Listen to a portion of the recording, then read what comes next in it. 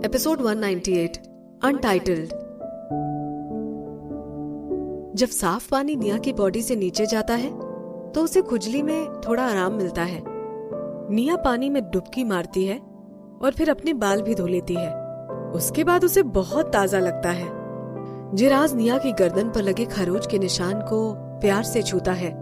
निया की ऐसी हालत देखकर उसके दिल में दर्द होने लगता है। वो बोलता है, चलो जल्दी से वापस चलते हैं। निया पलट कर बोलती है, मैं सच में ठीक हूँ। फिर वो थोड़ा सा पानी हाथ में लेती है और उस पर उड़ा देती है। वो मुस्कुरा कर बोलती है, तुम्हें भी नहा लेना चाहिए। जिराज वहां खड़ा था और उसका मुंह पानी से भीग चुका था। उसको निया की खुशी से कोई फर्क नहीं पड़ा। जब वो देखता है कि निया ने नहा लिया है तो वो उसे किनारे पर ले आता है। वो अनाज के पास रखी एनिमल स्किन निया को उड़ाने की सोच रहा था। निया को जब इस पर भूसा दिखाई देता है तो वो बोलती है, इसे इस्तेमाल मत करना, मुझे इस डस्ट की वजह से खुजली हुई थी, मैं ऐसे ही वापस चली जाऊंगी। जिराज ऊपर मुंह करके तेज सूरज की तरफ देखता है। वो निया को ऐसे तेज धूप में नहीं छोड़ सकता है, इसीलिए वो एक पेड़ पर चढ़ जाता है और एक बड़ा पत्ता तोड़कर उसमें निया को ढक देता है। वो दोनों घर चले जाते हैं और फिर करणवीर अविनाश को लेकर आता है। डॉक्टर होने के नाते अविनाश बीमारी को देखकर और कठोर हो जाता है। जब जिराज निया के ऊपर से पत्ते हटाता है तो उसे देखकर अविनाश का चेहरा पीला पड़ जाता है। निया की स्किन बहुत सफेद थी और उस पर घाव साफ दिखाई दे रहे थे। फिर बाद में जब उन घावों पर पसीना आ जाता है तो वो और भी लाल हो जाते हैं। जब वो खुद अपना सर नीचे करके घावों को देखती है तो वो भी डर जाती है। वैसे उसे पता था कि खरोच बहुत जल्दी फीकी पड़ जाएगी। सिर्फ फर्क ये था कि इस बार वो थोड़ा ज्यादा एरिया में था। अविनाश बोलता है, इसे जल्दी नीचे उतारो। फिर वो जोर से दहाड़ता है। जिराज और भी चिंतित हो जाता है। वो निया को तुरंत ही नीचे उतार देता है। निया के कपड़े गीले थे। वो बोलती है, क्या मैं पहले अपने कपड़े बदल सकती हूँ? जिराज बोलता है, पहले डॉक्टर को चेक कर लेने दो। ठीक है। निया अपनी किस्मत समझकर ऐसे ही बैठ जाती है। अविनाश भी निया के पास बैठ जाता है। फिर वो बड़े ध्यान से खरोच वाले निशान देखने लगता है। अविनाश पूछता है, ये निशान तुम्हें कहाँ से हो गए हैं? तुम्हें किस पेट से रगड़ा गया है? निया बोलती है, ये मुझे हुए हैं भूसे की वजह से। मुझे खुजली हो रही थी, लेकिन नहाने के बाद मैंने बिल्कुल नहीं खुजाया है। अविनाश के दिमाग में एक बात आती है, तो इसका मतलब है कि जंगली अनाज फीमेल्स के लिए जहर है। मैं जब वापस जाऊंगा तो मुझे सभी को सचेत करना पड़ेगा कि लड़कियां जंगली अनाज को हाथ न लगाएं। निया चुप हो जाती है। अविनाश बोलता है, मुझे याद है कि तुम्हें जड़ी बूटी के साथ मीट पकाना बड़ा अच्छा लगता था। क्या तुम्हारे पास गार्लिक है? जिराज तुरंत बोलता है, हाँ है, रुको मैं लाता हूँ। मेन हॉल से किचन कुछ ही दूरी पर था। जिराज को वहां जाकर आने में 10 सेकंड ही लगे थे। वो गार्लिक का बेसिन नीचे रखकर हाफने लगता है। निया अविनाश को गार्लिक छीलते हुए देखती है और थोड़ी सी सिकुड़ जाती है। वो बोलती है, ये क्या कर रहे हो तुम? अविनाश बोलता है, गार्लिक को कीटाणु खत्म करने के लिए इस्तेमाल करते हैं। मैं ये तुम्हारे शरीर पर लगा दूंगा तो तुम्हें बहुत अच्छा लगने लगेगा। इतना बोलकर वो पत्थर से गार्लिक पीसने लगता है। निया वहां से बचकर भागना चाहती थी। घाव पर गार्लिक कैसे लगाते हैं ये तो आज तक पता नहीं था। लेकिन एक बार उसका भाई पेड़ पर चढ़ गया था और उसके पूरे शरीर पर गांठ हो गई थी। तब बड़े लोगों ने उसके शरीर पर गार्लिक लगाई थी। उसके रोने से ही निया को पता चल गया था कि वो अच्छा नहीं लगता है। उसकी बॉडी पर बस थोड़ी डस्ट चली गई थी जिसकी वजह से खुजली हो रही थी। उसके लिए कीटाणु मारने की दवाई लगाने की जरूरत ही नहीं है। जिराज निया के कंधे पर हाथ रखकर बोलता है, डरो मत, बस डॉक्टर की बात सुनो। निया चिल्लाती है, मैं ये नहीं लगवाऊंगी। जिराज ने उसे दबा रखा था, इसीलिए वो भाग भी नहीं पा रही थी। अविनाश अपना दिल पक्का करके निया के जख्मों पर गार्लिक लगाता है।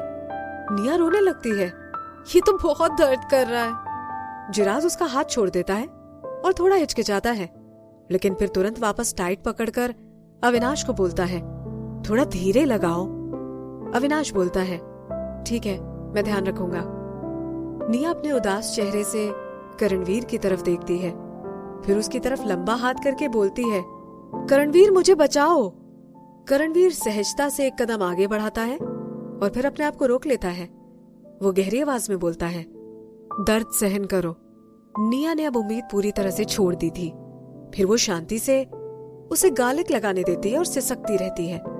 उसे गालिक लगा देने के बाद भी अजीब लग रहा था। उसे ऐसा लग रहा था जैसे किसी ने उसके शरीर पर मिर्ची लगा दी हो और उसका शरीर अब जलने वाला है। निया को अब जिराज के अच्छे शब्दों से कोई मतलब नहीं था। वो बोलती है, जल्दी से पूरी फसल काट कर आओ, मैं ऊपर जा रही हूँ। जिराज चिंतित हो जाता है और निया को अशांत होकर देखता है। उसे इस बात का भी डर था कि कहीं वो निया की बात मानकर जल्दी नहीं गया तो वो उससे नफरत करने लगेगी। इसीलिए वो बोलता है, ठीक है, तुम आराम करो, मैं जाकर आता हूँ। निया बोलती है, ठीक है। फिर वो जिराज की तरफ हाथ हिलाती है और ऊपर निकल जाती है। जब जिराज, करणवीर और अविनाश वहां से चले जाते हैं तो निया दौड़ते हुए नीचे आती है और किले के पीछे नदी की तरफ भागती है। वहां पहुंचकर वो नदी में कूद जाती है और बड़े उत्साह से गार्लिक पेस्ट को अपनी बॉडी से धोने लगती है। काफी देर तक पानी में रहने के बाद भी उसकी स्किन जल रही थी। उसकी बॉडी पर सिर्फ खरोच के निशान ही नहीं बल्कि उसके आसपास की स्किन भी लाल हो गई थी। निया जब ऊपर जाती है तो वो उदास हो जाती है। नागाल अपने नेस्ट में बैठा था और उसकी पीठ दरवाजे की तरफ थी। उसके पास निया का कैनवस का बैग रखा हुआ था। उसके सुंदर बालों ने उसकी बॉडी को ढक रखा था। थोड़ी लाइट में उसके लाल बाल थोड़ा डल लग रहे थे। नागाल को रूम में बैठे हुए देखकर निया को चैन आ जाता है। वो कमरे में जाकर बोलती है, नागाल, तुम क्या कर रहे हो? नागाल के हाथ से एक शीशा नेस्ट में गिर जाता है। अगले ही पल वो सांप बन जाता है और पास वाले कमरे में चला जाता है। निया बोलती है, नागाल? निया नागाल के बैक व्यू को अजीब तरीके से देखती है। फिर वो अपने गीले कपड़े बदल लेती है और दूसरे स्नेक स्किन के कपड़े पहन लेती है। बेडरूम से दूसरे कमरे में जाने का दरवाजा बंद था, इसीलिए निया गलियारे वाले दरवाजे से वहां जाती है। वो देखती है कि नागाल दूसरे दरवाजे पर लिपटा हुआ था। निया उसे घूरते हुए बोलती है, मुझे देखते ही तुम वहां से चले क्यों आए? उसका दिल जल रहा था और वो अपने हाथ से पंखा कर रही थी। नागाल निया की तरफ देखता है, लेकिन जब उसका सर ऊपर जाता है तो वो नर्वस हो जाता है। निया मुस्कुराने लगती है और फिर उसके पास बैठने चली जाती है। क्या तुम्हें मेरी भी चिंता है? तुम अपने इंसान वाले रूप में क्यों नहीं आ रहे हो? पहले तो नागाल निया के घाव बड़े ध्यान से देखता है। फिर जब उसे पता चल जाता है कि वो ज्यादा गहरे नहीं है तो वो अपनी स्नेक बॉडी पर ही रखकर सो जाता है। निया जब अपना सर नीचे करके उसकी तरफ देखती है तो उसे पता चलता है कि जिस एरिया में उसकी बॉडी रखी है वहां की स्किन थोड़ी सिकुड़ गई है। वो उसे छूना चाहती है। नागाल अपना मुंह निया की तरफ पलटता है। उसके एक्सप्रेशन बड़े शातिर वाले लग रहे थे। निया उसे देखकर शॉक्ड हो जाती है और अपना हाथ पीछे कर लेती है। उसे अचानक पता चलता है कि नागाल की आंखें थोड़ी धुंधली हो गई हैं। ये देखकर उसका दिल बैठ जाता है। वो उसके सामने अपना हाथ हिलाने लगती है। नागाल के एक्सप्रेशन सॉफ्ट हो जाते हैं और वो अपनी जुबान बाहर निकालकर निया के हाथ में लिपटने की कोशिश करता है। निया को बड़ी राहत मिलती है। उसे झटका लगता है। उसे लगता है कि वो अंधा हो गया है। फिर नागाल पूछता है, क्या बात है? फिर वो अपना सर निया के पैर पर रगड़ता है। निया समझ जाती है कि वो उसके बारे में बात कर रहा है। फिर वो बोलती है, मैं जिराज के खेत पर फसल काटने गई थी। मुझे वहां पर बहुत खुजली होना शुरू हो गई। उसी वजह से मेरी ये हालत हो गई है। मैं बस अभी नहाकर ही आई हूँ, इसीलिए मेरे कपड़े भी गीले हैं। अगर मुझे पहले पता होता तो मैं तुम्हारे स्नेक स्किन के कपड़े ही पहन कर जाती। नागाल की धुंधली आंखें चमक उठती हैं। चांदनी ने उसकी स्किन को पसंद किया है। नागाल को स्किन निकालते बहुत साल हो गए थे। जब निया से मीटिंग के बाद उसकी स्किन बदली थी तब उसे कुछ पता ही नहीं चला था। जब उसे पता चला तब तक बहुत देर हो चुकी थी और उसे अपनी स्किन बदलने की जगह ही नहीं मिली थी। नागाल को किसी पर भरोसा नहीं था और वो अपनी कमजोरी किसी को बताना भी नहीं चाह रहा था। इसीलिए नागाल चुपचाप घर में ही वो करने का सोच रहा था। लेकिन जिराज और निया बाहर जाएं, तब तक वो ये काम खत्म नहीं कर सकता है। उसने स्किन बदलना शुरू ही किया था और निया वहां आ चुकी थी। उसकी स्किन बदलना शुरू भी हो गया था, लेकिन उसे रोकने से नागाल के पूरे शरीर में दर्द हो रहा था। फिर जब निया ने कहा कि उसे नागाल की स्नेक स्किन पसंद है तो फिर वो खुद को रोक नहीं पाया। नागाल अपनी जीभ से निया के पेट को धक्का मारता है, फिर वो उसे अपनी पूंछ से उठाकर बाहर कर देता है। जमीन पर उतारने से निया तुरंत अंदर आकर बोलती है, ये तुम क्या कर रहे हो? नागाल अपनी पूंछ को फिर आगे ले जाकर जोर से दरवाजा बंद कर देता है। क्या मुझे चांदनी को ये बता देना चाहिए? क्या उसे मौका मिलेगा तो वो मुझे मार देगी? वो ऐसा नहीं कर सकती है। उसने कहा है कि वो मुझे पसंद करती है। वो दूसरी नाग कन्या की तरह नहीं है। वो मुझे नहीं मार सकती है। पास वाले कमरे से नागाल की आवाज आती है, मैं अपनी स्किन बदल रहा हूँ, मेरे पास मत आना, उससे तुम्हें चोट आ सकती है। अगर चांदनी उसको पसंद नहीं करती है तो अगर नागाल मर भी जाएगा तो भी उसे कोई फर्क नहीं पड़ेगा। नागाल की पीठ लकड़ी के दरवाजे की तरफ थी। उसकी पूरी स्किन ऐसे सिकुड़ने लगती है जैसे वो कोई 100 साल पुराना आदमी हो। वैसे ही नाग पशु मानव की आंखें अच्छी नहीं होती हैं, और जब वो अपनी स्किन बदलते हैं तब तो उन्हें कुछ दिखाई भी नहीं देता है। पहले भी उसने निया की उंगली को इसीलिए महसूस कर लिया था क्योंकि वो तापमान के लिए बहुत सेंसिटिव है। निया का मुंह पूरा खुल जाता है और वो दरवाजे पर हाथ मारती है। हे भगवान, नागाल अपनी स्किन बदल रहा है। निया बोलती है, तुम आराम से अपना काम करो, मैं बाहर तुम्हारा इंतजार कर रही हूँ। नागाल सरसराने की आवाज से जवाब देता है। वो दरवाजे से टिक कर बैठ जाती है, जैसे एक पति अपनी पत्नी का इंतजार कर रहा होता है जब वो अपने बच्चे को जन्म देती है। और सरसराने की आवाज अंदर बाहर होती रहती है। कभी कभी तो दरवाजा बजने की भी आवाज आती है। बाहर बैठे बैठे निया को आवाज सुनकर ही समझ में आ जाता है कि स्किन बदलना इतना आसान काम नहीं होता है। उसके दिल में दर्द हो रहा था।